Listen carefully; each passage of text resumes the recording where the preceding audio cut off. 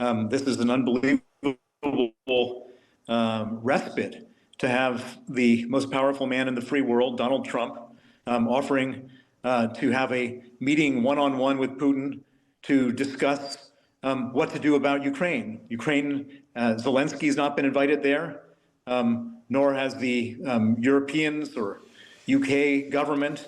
This is one-on-one Putin and Trump. And that's a pretty alarming situation, because how do you negotiate a peace deal between two warring parties when one of the warring parties isn't there to discuss the peace? We are covering these extraordinary moment where we're really in right now. The Munich Security Conference is happening. This is this annual security gathering that takes place in Bavaria. The motto is peace through dialogue, but people are incredibly worried about the situation in Ukraine. We just had a very passionate interview there from Tobias Elwood. He said that he described what Donald Trump had done with President Putin as appeasement. And of course, we know the history of appeasement and Europe.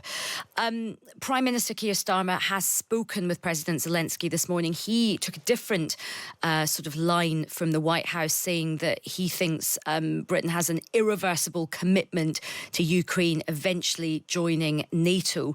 And it's going to be really interesting to hear what JD Vance has to say. But certainly from the conversations and the readouts we've had from the White House, it feels like the thaw is definitely over for President Putin as far as America is concerned. You know, they had a very, very long conversation. It's been briefed out that Donald Trump would like to consider inviting President Putin back into the G7. That would make it the G8. Lots of people really, really concerned about this. Well, let's now speak with Sir Bill Browder, huge expert on what's happening in Russia, a high-profile Kremlin critic and author of the book Red Notice: How I Became Putin's Number One Enemy. Sir Bill, welcome to the show. Thanks for joining us.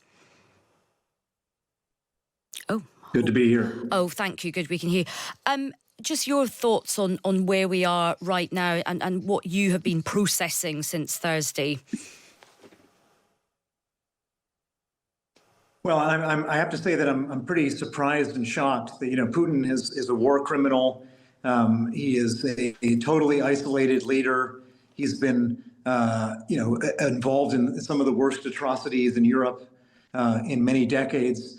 And he's just sort of sat tight and waited for the world to change. And he's now in a position where he's being basically courted by the most powerful man in the free world, Donald Trump. Bill, and this idea of them having a 1.5-hour phone. Could I just interrupt you there? We've just seen that JD Vance has gone live on stage. We're just going to go and just hear what he's been saying. We'll come straight back to you. Let's now go live to the Munich Security Conference and hear from the Vice President of the USA, JD Vance.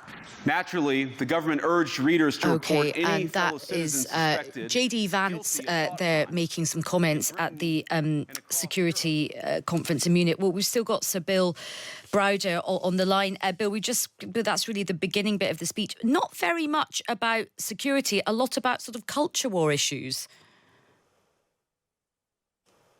Yeah, well, I mean, I think that most everybody here at the security conference is sitting in a state of shock about what's going to happen to Ukraine. That's the topic at hand. Is Putin going to win in Ukraine? Is Trump's new sort of warming of relations going to throw Ukraine under the bus? And what can be done here to protect Ukraine from falling victim to Putin? That's what people are talking about here. And so, look, what do you think? What do you think the fallout of these comments are going to be? I mean, we've had very mixed messages from the White House. What do you read into that? And what do you think the reaction in Moscow is going to be to all of this? Well, I mean, right now they're celebrating. Vladimir Putin is popping the bottles of champagne. This is an unbelievable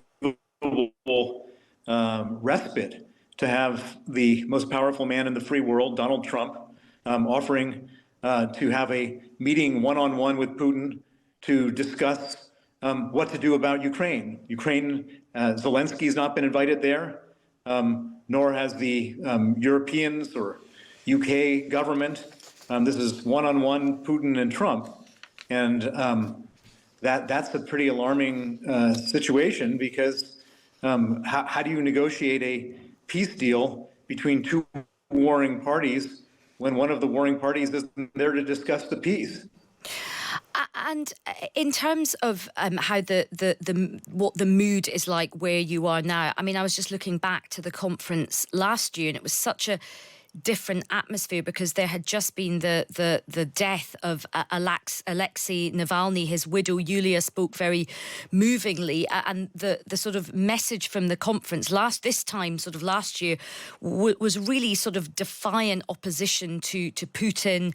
Everybody was united in their opposition to Putin, and here we are 1 year on, and everything feels so different. Well, I should point out that everybody here is still united in their opposition to Putin, with one exception, which is the newly elected president of the United States. He seems to have a different view of Putin than every single other person that I've met here at the Munich Security Conference. And I should say that includes almost everybody from the United States of America in the U.S. Congress on both sides of the aisle. There's still an absolute contempt for Putin, but it's a very strange position that the new president of the United States has taken. And look, J.D. Vance has signalled in an interview he's done that the US may be willing to deploy troops or impose sanctions if Russia refuses to abandon its invasion. But do you think Russia will be in any way scared of that threat, given that they seem to have given a sort of a green light to Russia? Well, indeed. And so if you listen to the Defense Secretary, Pete Hegseth, 2 days ago, said that there will be no troops under any circumstances on the ground in Ukraine. So you have all sorts of people freelancing, I would say, saying different things.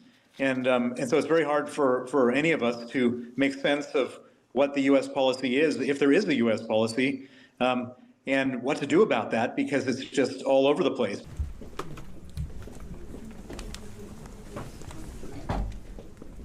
We have our reporter. I wanted, given the attacks yesterday, to offer my condolences from my wife and I. Munich is a beautiful city that we've actually visited before, both on work but also on vacation. So very, very sad for what's happened, and wish everybody the best as you guys recover and try to care for the victims and their families.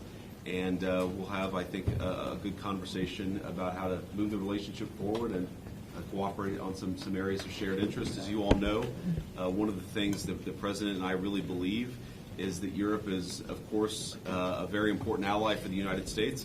We also think it's really important to recognize that in the future, we think Europe is going to have to take a bigger role in its own security, and obviously Germany, being the biggest economy in Europe, is going to have a major role to play there, and so I'm sure we'll talk about that as well. Thanks for your condolences. Just returning from the place where the attack was taking place yesterday. Indeed, there is a need for an exchange. We are opening a new chapter in our transatlantic and our German-American relations. I experienced now 25 years of these intensive relations between Germany and the United States of America. Roots in Germany, sure, connected to his family history. So therefore, I'm sure you will present us your ideas, and we will bring us out. And now we'll hit the private conversation, so you guys have to leave. But it's good to see you with Ukraine today, sir. Well, let's see. Take care, guys. Thank you. President Steinmeier, is Elon Musk wrong about the AfD?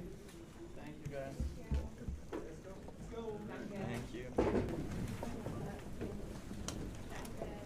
Thank you. So, are you from? I'm from the part of Germany which is quite similar to your home. Thank you. Thank you.